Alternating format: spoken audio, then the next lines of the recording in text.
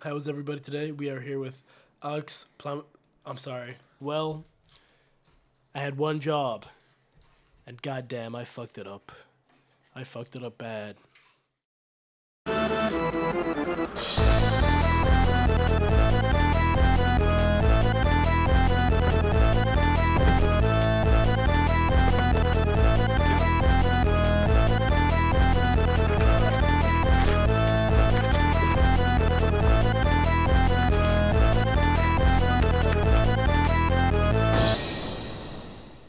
Hello, this is Monks of the Drug Volume. I'm not going to say because we're going to change the number anyway. So, how is everybody today? We are here with Alex I'm sorry.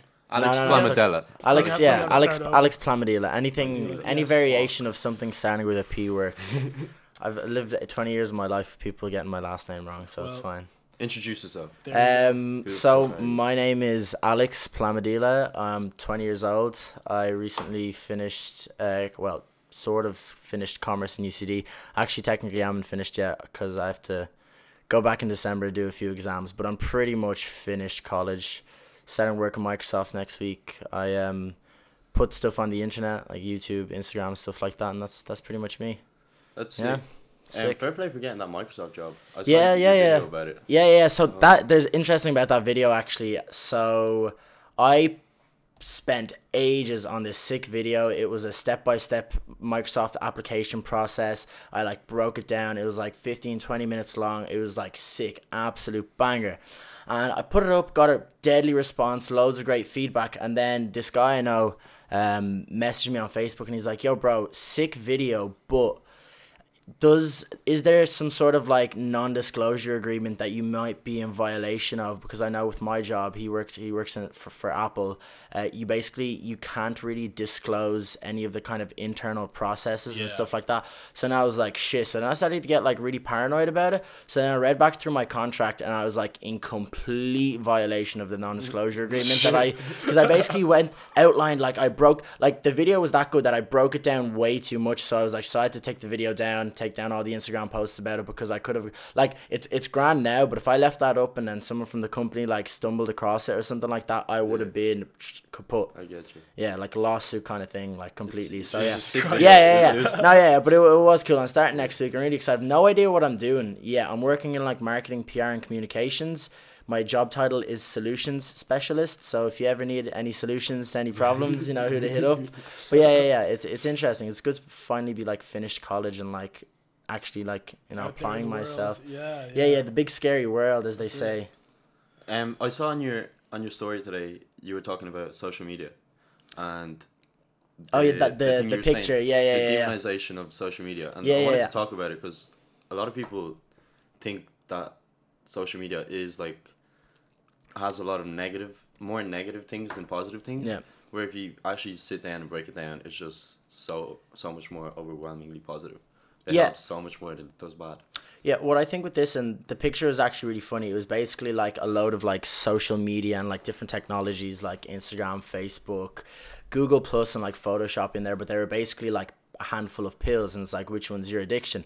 And I thought it was really funny. Like obviously like a lot of kids these days are spending a lot more time on social media, and that's simply because 20 years ago social media didn't exist really. There was like MySpace and stuff like that, but way back in the day nobody really used it.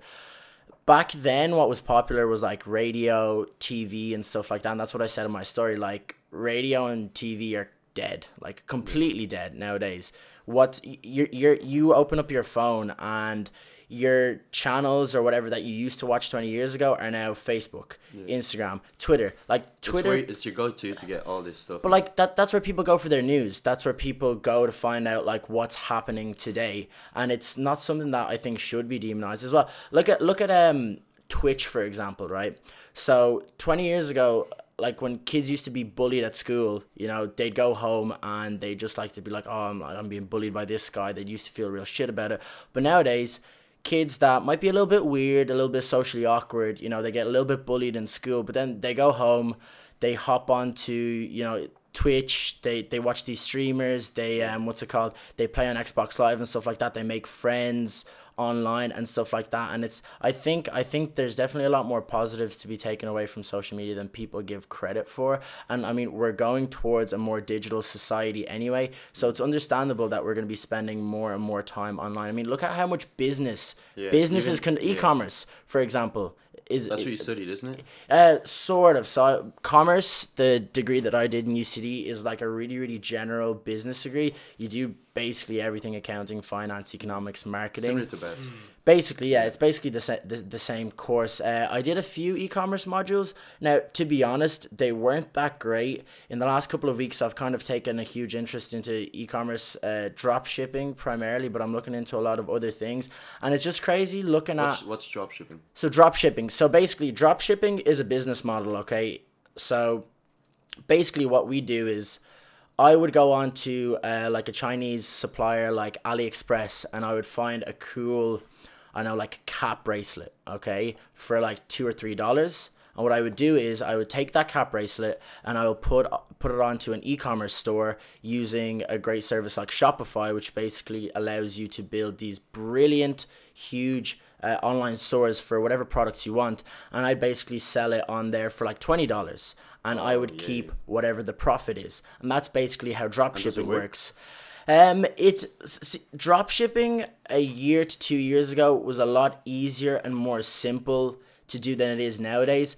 A year or two ago, you could literally be successful with like one product, and today you can still be very successful by basically what you do is you would do some research into a niche, like say a cat niche or like dog niche. People love their pets and stuff like that, or like real weird like ornaments and stuff that you'd have around the house.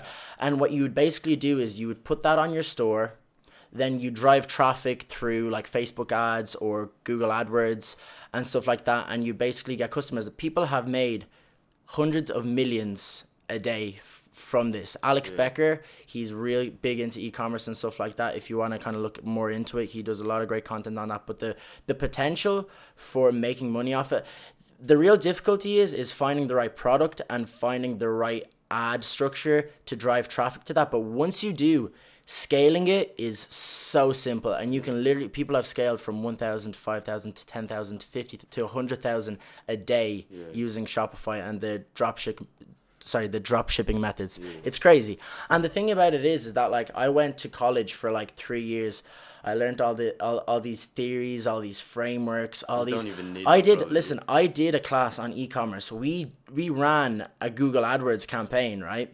And when I went to make some ads like last week for our, so we basically set up a drop shipping store for like, it was a Halloween themed, so loads of different costumes and stuff like that. And I went to make a few ads for it, and I was like, oh yeah, like I did AdWords back in college, and I was like complete, like I didn't know what the hell I was doing. So I went online, I bought a like 18.5 AdWords course on this website called Udemy, and I've just been learning AdWords all over again. And it's crazy because it's that like there's a huge debate, not so much a debate, but kind of like two schools of thought on like, should you go to college, should you not go to college, is college worth it?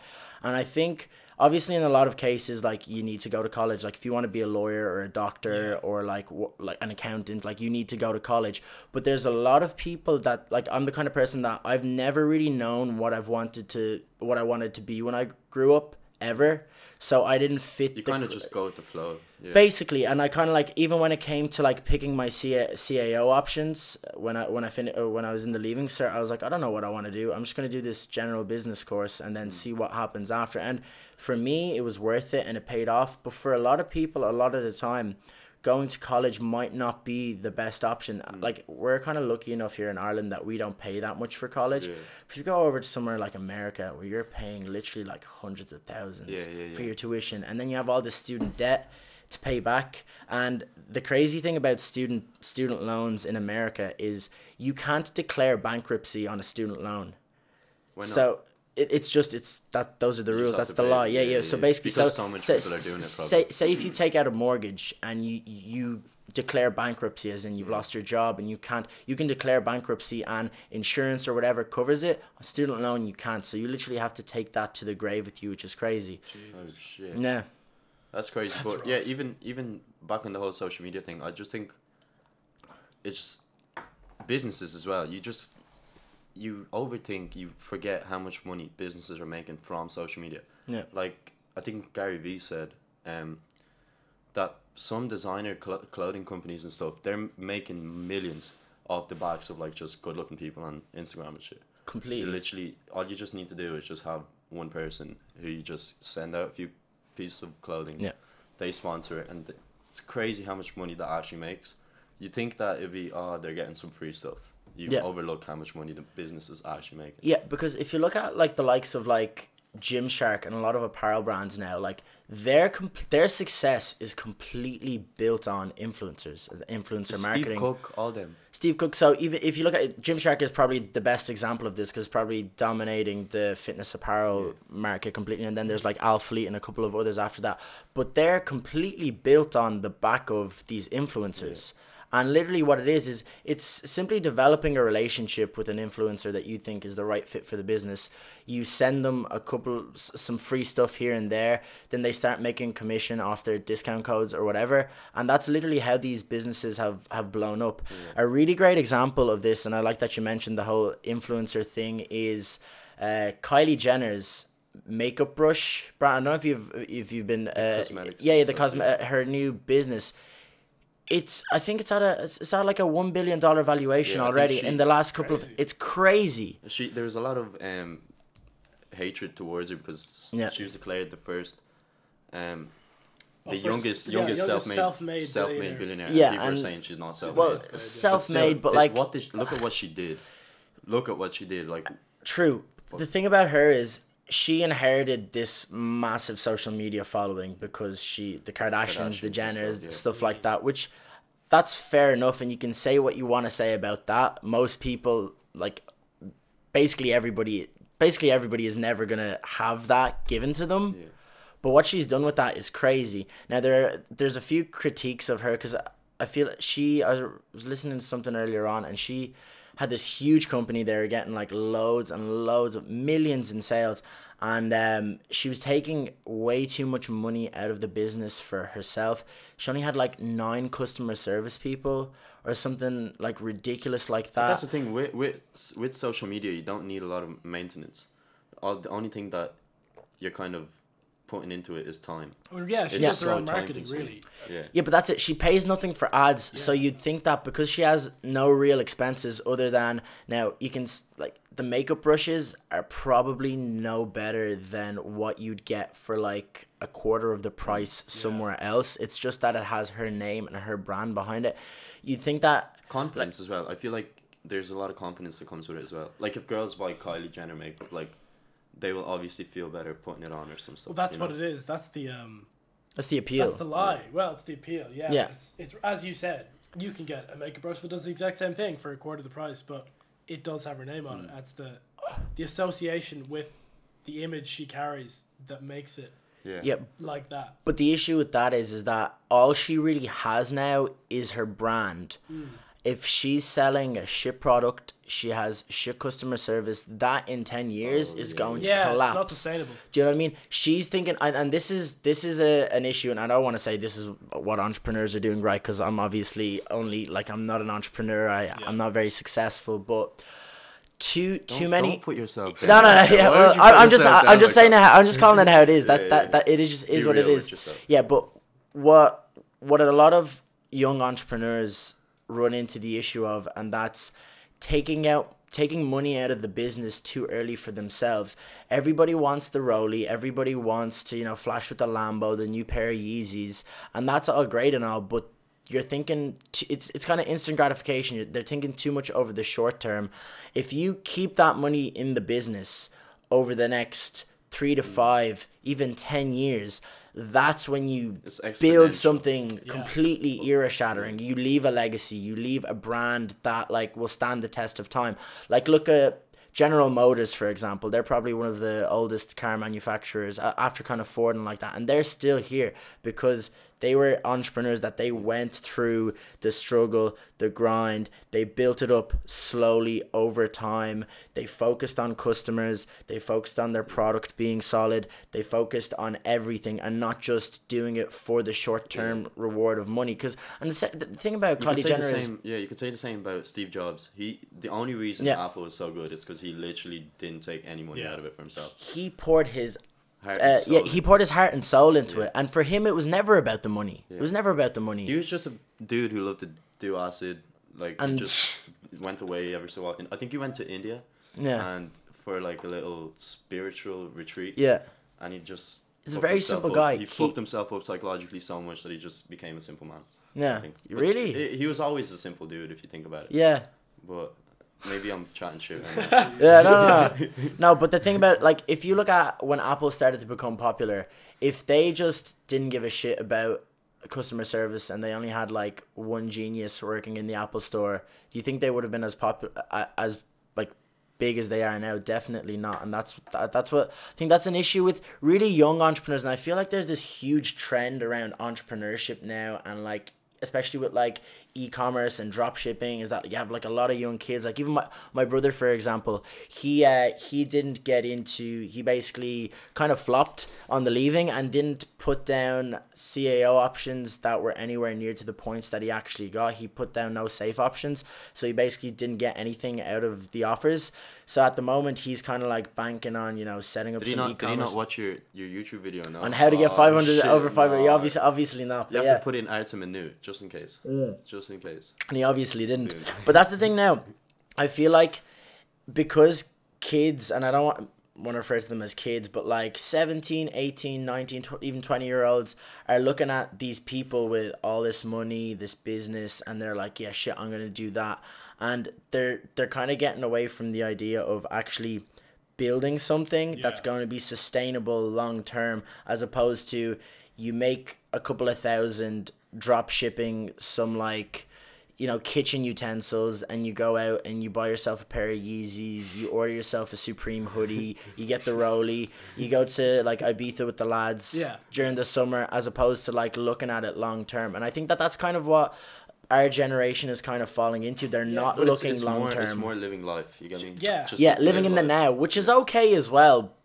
But you kind of need to think about the future just a little bit. Yeah, well, you can live big now, or you can live bigger tomorrow. But I think people are more interested in the appearance of success than the real deal, and that's a sort of, this is a symptom of that. Obviously, you know, you want to look like, you know, oh yeah, I got the rollie. I'm clearly doing well. But if you invest the rollie money back into the business, you'll be doing better tomorrow. That's what you're saying. It brings it back to the Kylie Jenner thing. Yeah, completely. And the thing about Kylie Jenner is, I don't understand.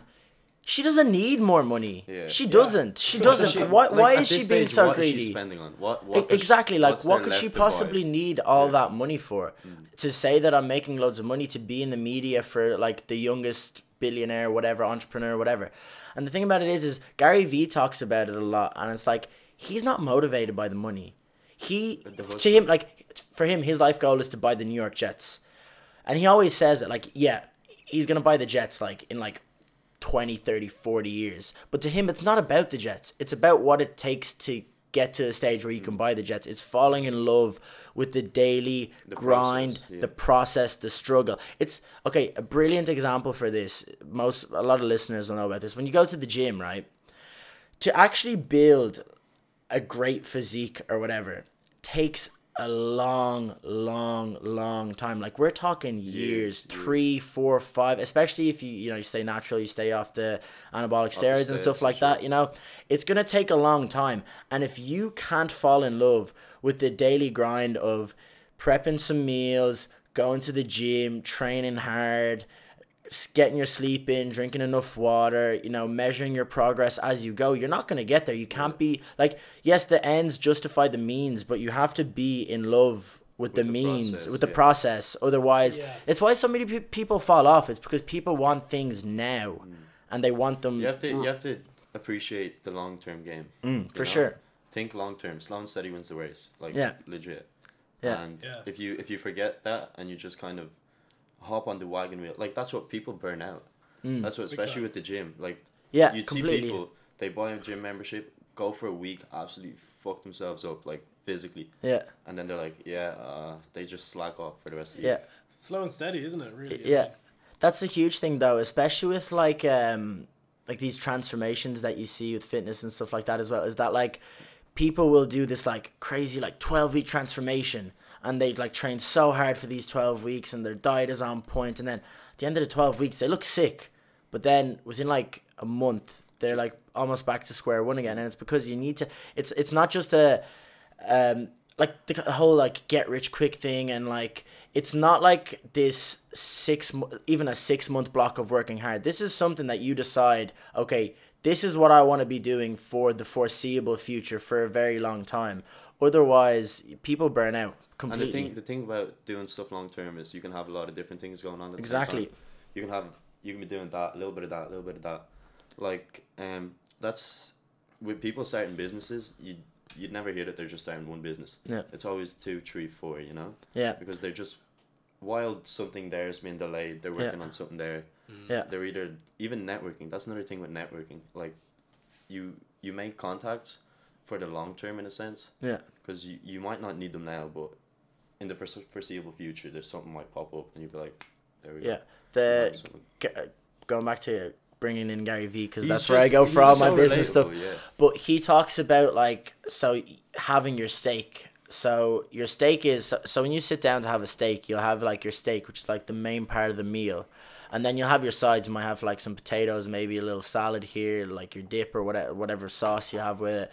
And you're working hard at your steak. So let's say your steak is your full-time job. You're in full-time employment, all right? You're working 9 to 5, Monday to Friday for the man, the corporate rat race, whatever. And that's your steak. That's bringing in all of the main source of your income. But while you're doing that, you know, everyone has their 7 p.m. to 2 a.m., you know, where you're grinding, you're working on your side hustle, you know, your sides. And once you see that one of those like side dishes, your side hustles, once they show some sort of opportunity or they start bringing in a little bit more cash, well then slowly but surely your steak gets thrown out and you have a new steak. That your side hustle becomes the main thing you're doing, and you're kind of always alternating. Because like the thing is that like where you come out of college around 21, 22, or if you don't go to college, let's say 18 to 20, you know, you're out of school, you're working on like the rest of your life. The rest of your life is a long time, like probably like 50, 60 years. You're not going to be doing the same thing for the rest of your life. Yeah. So it's important to understand that kind of process. Yeah. You have to be ready to embrace change at any moment. That's an important thing. Yeah. And even I wanted to ask you about college and stuff, and what you think about people who maybe have stuff going on and they have college going on at the same time. Yeah. And how do they, what do you think about the whole thing about you should drop out of college to pursue this full time or something? So like someone that's in college but they're kind of working on like a little side hustle, getting stuff going. Well, my opinion on this is that like, all right, look, when you come out of school, like nobody really knows what they want to do. Like some people like, okay, they'll go into medicine, they'll go this, that, the other, but for the majority of people, they don't really know what they want to do. They'll pick a course that they're kind of like unsure of and they'll kind of go through it. And now look, if your side hustle is looking promising and looking really promising, like I know a lot of people that have dropped out of college to pursue that. Ben Keeley, I don't know if you guys know him. So he's hanging out with Rob Lipsy. Man, he's traveling the world right now. Yeah. So basically, he was in college for a couple of months, and he was doing videography, and he's absolutely outstanding videographer.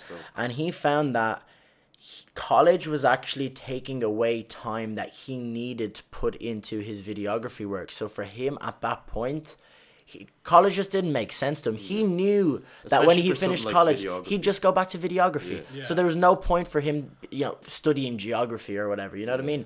Whereas for a lot of other people, it's not that clear cut. Yeah. You know what I mean? Like for me personally, right? Throughout college, I was still doing the whole YouTube thing, social media and stuff like that. That's the good thing about having such a business course. They're usually flaked out, less hours, all that stuff. Exactly. You know? So I was able to do quite a lot on that end while I was still, you know, keeping up with my degree and stuff like that. Never at one point throughout my degree did I think, man, I need to drop out. Just because the opportunity for me didn't arise, and it got to a certain point where like, listen, I'm nearly at the finish line.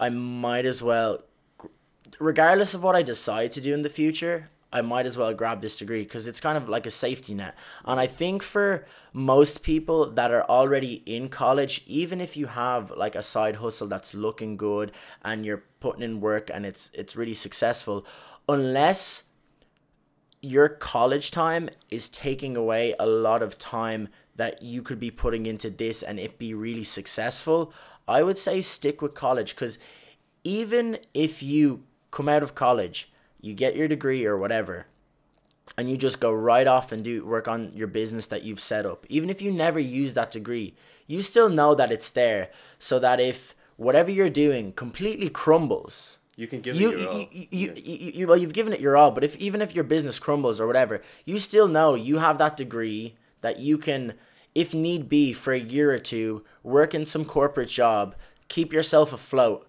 so you buy yourself time so you can keep doing other things. Because at the end of the day, a really important thing to have when you're trying to set up a business is money, and you're not going to get that from anywhere else. I mean, you can work a minimum wage job somewhere and, you know, bust your ass off and make money. Like while I was doing college, I was working part-time in Milano, waiting tables and stuff like that, and that gave me enough money, keep me afloat, do all the things I wanted to do in college, but it also let me buy like camera equipment, go to all these different things that I wanted to go to and record and stuff like that. When it comes to like building a business online and stuff like that, like, I mean, you need money for marketing, for ads and stuff like that if you're building a product.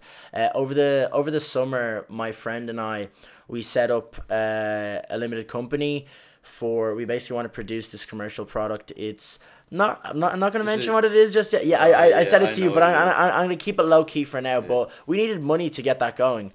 We applied for like grant from Enterprise Ireland and stuff like that, and we got all that as well. But we need to like get the patents down. We need to start working on research and development. And if you do want to do your own thing, you want to be an entrepreneur, you're still going to need to get money from somewhere. And nobody's really going to just hand you money. So I think it's important to, if you are in a position where like, shit, should I drop out? Should I not drop out? At the end of the day, it's your own choice. But I would...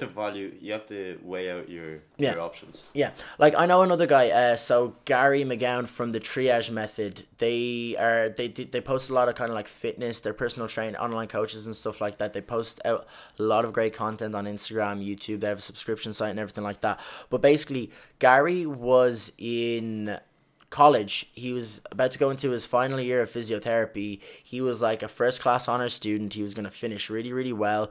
But his own online coaching business got so huge, and he had certain opportunities that he couldn't wait until he finished college to take. Yeah. So what he did one day, he dropped out. He dropped out. And over the course of the next year, he put his heart and soul into working on this business, set up Triage Method with another two guys, and now it is killing it. Yeah. And last year, I think, or this year just gone, he went back and he finished his degree then. So he has the degree, he has a successful business. If he chooses to go with physiotherapy or whatever, he can. If he chooses to continue with his business, that's there for him as well, you know? Super. Anyways, we're going to have to take a break. Yeah, we're going to have to take a little break because our cameras are going to time out, but we will be back shortly. Goodbye. That was sick. Yes. You're getting back into the YouTube as well. Yeah, the music. Yeah, a little bit. Are we live? Oh, are we back on? Yeah, we're back on. We are live. You're getting back into YouTube. Yeah, so so I started YouTube, literally, it was actually so long ago. It was before the summer coming into 6th year, so this was like 4 years ago. So basically what I did is I started out as kind of like just fitness and stuff like that. Basically how it started was one of the guys that trained in my gym was posted a few videos to YouTube, and they did kind of well, and I was like, I can definitely do better than him. Yeah. So I just started posting videos, and they were really, really bad at the start. But the thing about it is, throughout all of 6th year, I was so damn consistent with it. I did not miss a Monday, Wednesday, Friday for a solid 9 months. I did not miss an upload, and if I did miss an upload, I doubled up like the next week. The next week, like I was so consistent. I was on. To be honest, I was at the peak performance of my entire life throughout the Leaving Cert. I was just, I'd say and what, the same. But what it came down to was, it was like Monday to Friday. I had my routine in school, like I had all my classes, and I was literally just like, I had like tunnel fucking vision, and I was like, study my ass off, go to the gym, eat a lot, and record YouTube videos. That was it, and then you know, scope out some hoes in between as well. That was when it was in 6 years. In 6 years when I discovered Tinder as well for the first time, and it was weird. It was weird because I was like 17 back then, so it wasn't even like the good Tinder. It was like the Tinder with like all the underage ones, which for some people might be a little bit more intriguing than others. Nah, I'm only joking. But no, so I kind of had a rocky relationship with YouTube over the years. Like I was. Did really well for quite some time, kind of fell off, kind of came back on, and it's kind of been this like love-hate relationship over the last while. Like the longitude one, wasn't it? So I did a small video right before I came back, and then right before Longitude I did a video titled Everything You Need to Know About Longitude, and I put so much time and effort into it. It was kind of like a satire, kind of like just talking shit about like Longitude. I dressed up in like 5 different outfits like throughout it, like and it got like such a crazy response. Like so when I go out or when I'm at festivals and stuff like that, like I get recognized from social media and stuff like that anyway, but throughout Longitude, it was really weird. There were people that had literally recognized me just from that video alone. Because the weekend of Longitude, that was at like, it went to like 30k views in a week, which for a channel like mine, it's crazy. So coming back into it now, I've been really struggling with like personal branding and stuff like that, and like what I really want my YouTube channel to be about. What I've kind of realized over the last couple of months is that like I've always tried to do the whole vlogging thing, which for me, like I make really great vlogs when I travel or when I go out and do some cool stuff, but on a day-to-day basis, like I basically, when I'm not like in work or when I'm not in college, I basically sit at home in front of my laptop all day, and then I go to the gym, and that's it. So it's not that interesting. Glenn Gillen, for example, he's just really funny. He's like really kind of like energetic, and his vlogs are just always just funny. Even him, if he just sat at home in his living room all day, his vlogs would still be sick. Like still completely sick. But I can't do that. I'm not that funny. He comes up with such cool shit. Like what's happening? But it's really it's really authentic and like really authentic, I feel, and original, and it just works for him. Works really well. But for me, it doesn't. So I'm kind of like rethinking my my content a little bit, and what I've said, like me personally, I don't really watch vlogs that often. The more kind of the videos that I kind of watch are the longer form, like 10 to 15, 20-minute long videos where there's some guy talking about something or chatting shit or like saying something informative, and that's the kind of like videos. Like I was on a real big Jordan Peterson buzz for ages, just watching hours and hours and hours of Jordan Peterson, and that's the kind of videos I like. And what I can't remember what YouTuber said this before, but like when it comes to making content, make content that you would enjoy watching yourself. And that never clicked for me, and right now it's clicked. So what I'm coming out with now over the next couple of months is a lot of content kind of about what we've been talking about in this podcast, about like how to do well in school and in the Leaving Cert. If you YouTube Leaving Cert, my videos will hit the top of the searches, because I did a couple of videos back a couple of years back about like how to do, and it was literally the most simplest videos, like how to study effectively, how to not fuck up. But it's because like they're simple and because they're to the point that they're and they're trending as well, because everybody wants to know how to do, especially in the weeks and months leading up to it and stuff like that.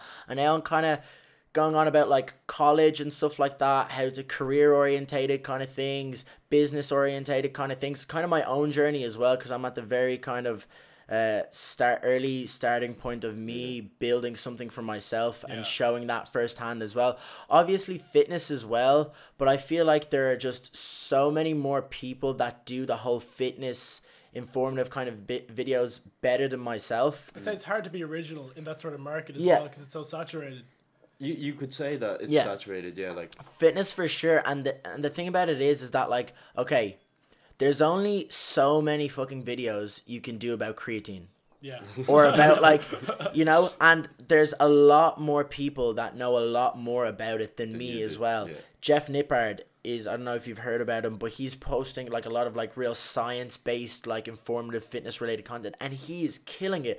The guy has grown to almost 1 million in like the last 1 million subscribers on YouTube in the last year. I think for me personally, I'm going to keep on the like college, career, personal development and stuff like that. Just stuff that I do and that are part of my life, and try give value in the form of like you put a good twist on all this stuff. It's easy to watch. Yeah. Easy to watch, and because you're just talking about it so authentically, it's just I try not take myself too seriously as well, which I feel like it can happen to a lot of people, especially like when you're posting to social media all the time for like a couple of years, it almost starts to you almost start to kind of like associate your own identity with what you post online, which is a very, very dangerous path to kind of go down, because especially with like girls on like fitness Instagram and the whole thing of like, you know, the Instagram booty and all the girls just blowing up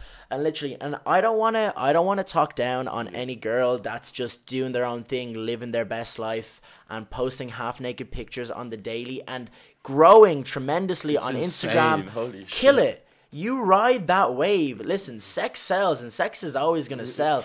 But the thing about it is, and what I feel, especially I feel like girls are more predisposed to this than guys, because girls will be a little bit more don't want to make generalizations here, but I'm going to make a generalization here. And it's like girls will tend to be a little bit more self-conscious and a little bit more emotional than guys would be.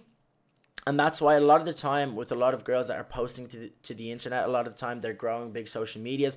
A lot of the time they'll start to really root their self-identity in what they're posting online. And if they're not getting as many views this week or as many likes or as much engagement, and then there's obviously negative backlash all the time, it really kind of, for want use of a better word, can fuck people up mentally and psychologically and stuff like that. Which there's girls that manage with that really well. For sure, completely. It's interesting you say that, because there's a big psychological discussion about that particular sort of effect, in that your own sense of identity becomes the public's image of you, and that's what people think happened to Kanye. You know, when he had his big breakdown. Yeah, is that he let what other people think of him define in his own mind who he is, and it can fuck people up obviously, because that's how you destroy your own self-image. What you were saying about Kendrick earlier. What you were saying that the left side. I was saying that he let what news media say about him, not about his music, but about his personality and about his political views and you know, he's so great, blah blah blah, get to his head. And I think that's why Damn is too political. As an album, and it's less completely musically sophisticated than his earlier albums. I agree with that as well, and that's the issue, because like, look, you put, for anybody that posts a lot on the internet, especially for like artists that they're in the media even when they don't want to be in the media, you know, and that's I can't even imagine what that feels like to deal with. And obviously it's kind of evident from Kanye's breakdown and stuff like that. And even like, if we think back even to like a decade ago when social media wasn't even that crazy, Britney's breakdown in 2007, exactly. And that was crazy because exploded. But like, the thing is, Britney was the #1 hottest female in pop music, or music in general back then. Everyone was constantly talking about her. There was all these fake news stories, real news stories, and it just got too much, and boom, breakdown. And this, now obviously they're like really, really extreme cases, but micro cases of this, like on a more micro level, this happens to people all the time, even to people that let's say that aren't influencers, like just people posting pictures on their personal Instagram or on Facebook or whatever. People really, really, and this kind of goes back to the kind of negative or the dark side of social media and its effect on mental health as well, which I think isn't really spoken about enough, but more so because it's not really understood what the full extent of that is, because so this thing called social media kind of like just kind of came in slowly under our noses, and we didn't even realize what was happening and what's really going on and stuff like that. And then there's a whole this thing around surrounding like privacy and stuff like that as well. And it's like, how can we form like this kind of this is kind of goes down the rabbit hole what I'm about to talk about here. But like, when you are constantly posting everything online, everything on your story, on Instagram story, Snapchat story, what can you root your social relationships in if everything you do, everything about yourself is online? What do you talk to your friends about? You become detached from reality. Yeah. What can you like? How do we form friendships? Okay, it's the gift economy. That's what it's called. Okay, the way we become closer is you tell me a little bit more about yourself, I tell you a little bit more about yourself, and that's how a relationship works.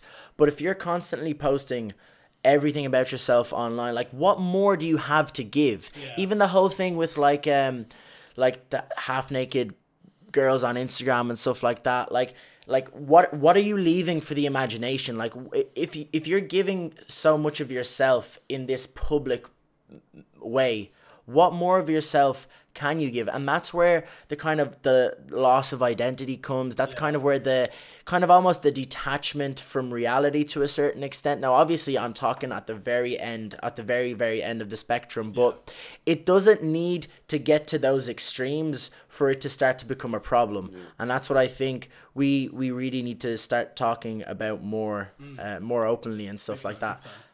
And even in the case of like Instagram, Facebook, even Twitter, like likes, retweets, etc., you don't really want to make people's, opinion of you a numerical value, because then, too much knowledge is is actually dangerous. Not even too much knowledge, but thinking that that's an accurate reflection of the general world's view on you and your value as a person. It's very easy to get sucked into that line of thinking, and it turns into a reward system. Yeah, exactly. And it's literally chemicals. Dopamine just gets released the more likes you get. Now, don't get me wrong.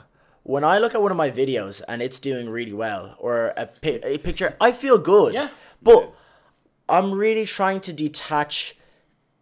I look at it as this is my work, and people are valuing my work as opposed to people valuing me. Yeah. The only person I really care about valuing me is like me and like my really close friends and my family members. Yeah. That's the. I'm not being like a dickhead. No. But you know what I mean? Because like there's gonna be everyone's the same. Yeah, there's gonna be so many people saying so much shit, and the thing is, you can't trying to please everyone pleases no one, especially not yourself. Yeah. And that's what it is.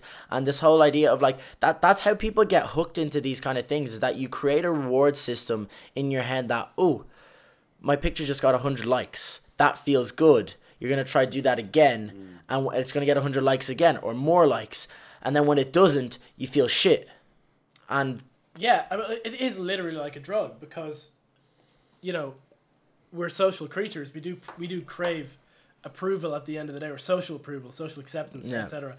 Validation, And it's so easy to look at. It's so much easier to look at a number than it is to look around a group of people and think, it's easier. It's easier to read a number than it's easier to read a number than it is to read people. So, and it's like a quick, easy way to gauge and actually reward mentally from this sort of false social acceptance. But if you're using it as a tool, then, as you said, you're either like, people like my work or people like my photos. They don't. It's not about. Well, yeah. You don't make it personal. For me personally, I'm.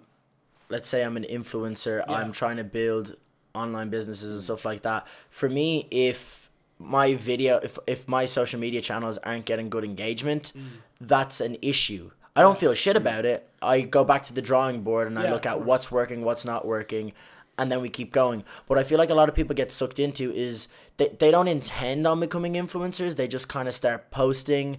Then they start seeing that it's going well. Then they keep posting, and then it grows and it grows and it grows.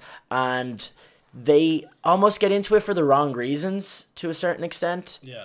And they almost use their, like, the little community or their social media following as somewhat of a comfort group. It's that, like, oh, like, work was shit today, or, like, someone called me fat, and I go post a selfie from, like, my holidays, and everybody's going to give me all this love and adoration, and I'm going to feel better about myself. And that's really not how to treat issues. No. As an adult, anyway. And I don't even want to get into what it's doing to kids as, like, role models and stuff like that, because that's another rabbit hole. We're going to need another episode to go down. We forget that social media is just one big marketing tool. Yeah. Like, you forget that when you're looking at all this stuff, you just forget that most people are just doing this to either sell you something or sell you themselves. Ask you to click into stuff and stuff. But that's their way of going about Yeah. making a foreseeable future for themselves. Yeah. But So I mean, you're right. It is just a tool. But as any tool, you know, a hammer can be used to make a house, or it can be used to knock the coal out and throw him in a side alley somewhere. Yeah. So I mean, like, it's not a bad thing. It's not a good thing. It's about how you use it. Yeah. Really, more than anything. I think it's interesting because social media is so crazy nowadays. But if you think about it, like Facebook, Instagram, all of these things are literally just things people made and that people use. Like, how many people don't even have Instagram? Instagram isn't even something they've ever even thought about. But yet we place so much like importance and value and significance in this thing called Instagram or social media. Yeah. Like, I know some people that have no social media whatsoever. They have like WhatsApp, because you can't really flex. You can't really flex on Snapchat or WhatsApp. They just use it to talk to their friends, which is fine. And I think that if that's a route to go down as well, if you don't want to, if you ain't about all that, and that's fine as well. Yeah. But some people just are about all that. Yeah, exactly. I think with the debate around social media, it's never going to be a yes or a no. It's always going to be finding an answer somewhere down the middle. Yeah. It's like, it's not like inherently bad or inherently good. There's positives and negatives, and at the end of the day, it's a tool. And you can use tools in many ways. Yeah. That's it. That's pretty sick. Yeah. We went kind of deep in that. Yeah. Dude, we didn't go over it. Did we go over on time? No, we're all good. We're all good. Yeah. We're coming up to the 45-minute mark. Sweet. As we speak. That was really. Do you want to say anything else? Do you want to? Yeah, exactly. We got last few minutes. Last little topic. Dive into. Not nothing in particular. Just to kind of touch really quickly back on the whole school college thing, because you probably have some younger kind of listeners. What I want to say here is that, like, with like the Leaving Cert, people place like a huge amount of significance in it and stuff like that, and it is important and whatever. And the whole idea, the whole kind of thing surrounding college and like, should you go, should you not go, are you like a fuck up for life if you don't go to college and stuff like that. Like, you're at a point in your life now when you come out of school or you're going into college, and this is such a small proportion of your life in comparison to the rest of your life. And I feel like one thing that I kind of am struggling with at the moment is like figuring it all out. And the reality is that you never really have it figured out. You're kind of just going through life with something in mind there, but you're kind of always going to have uncertainty. You're always going to kind of feel a little bit lost. But it's just, I think self-awareness and self-confidence is a huge thing. Being aware of what you can do, what you can't do, and then having enough confidence in that to pursue whatever you want to pursue. And the great thing about it is that, like, people are feeling lost, people are feeling like their life's like fucking collapsing or whatever, is that like you get to be the master of your own ship. You get to choose what, at least I hope you get to choose. I hope you have the liberty and freedom to do so, but you get to choose what you want to do, and then you get to figure out a way to accomplish that. And I think that's really empowering to people, and I think a lot of people don't realize that, is that like whatever you want within reason, obviously you can definitely have. It's that setting your eyes on it, equipping yourself with the necessary skills, capabilities and resources to do so, and then, just like I said earlier on, sometimes it just takes some tunnel fucking vision, as Gary Vee says, to get it. And don't forget to, like, I have a tendency to be too hard on myself sometimes. And I think that's why a lot of the time with some of my work, I get really disheartened because I like put loads of effort into something, and then it doesn't, I overly analyze and overly critique it to the point where I'm like, you know what, fuck this, I'm not doing it anymore. And that's why I think I fall off the wagon a lot. So I think, don't be too hard on yourself. Learn to relax and enjoy yourself, but at the same time, stay focused on the goal. Yeah, and that's kind of what I like to leave it on. Think long term. Follow me on Instagram. Yeah, we'll throw up all the links to social media and whatnot on the video and on the audio. So what is Alex Plamadeala? Just my name, Alex Plamadeala _ because there's some old ass like 50-year-old man with Alex Plamadeala on Instagram, and he doesn't even have any posts up, and I couldn't get the actual Instagram handle. With Monks in the Trunk. It's like some some dudes who like don't even do anything. Yeah, jazz band. Yeah, it's a jazz band. And like we have to put podcasts in out there. Jesus. Yeah. There you go. That happens. Monks in the Trunk jazz band. We will find you. Watch out. We're gonna take that. And same with you. You're gonna get that. No, I'm gonna get that. You're gonna get that old dude to hand it over. Yeah. All right. Cool, guys. Thanks for listening. Thanks for having me, guys. Really appreciate it. Man, thanks for coming on. No problem. There we go. All right. See you next week.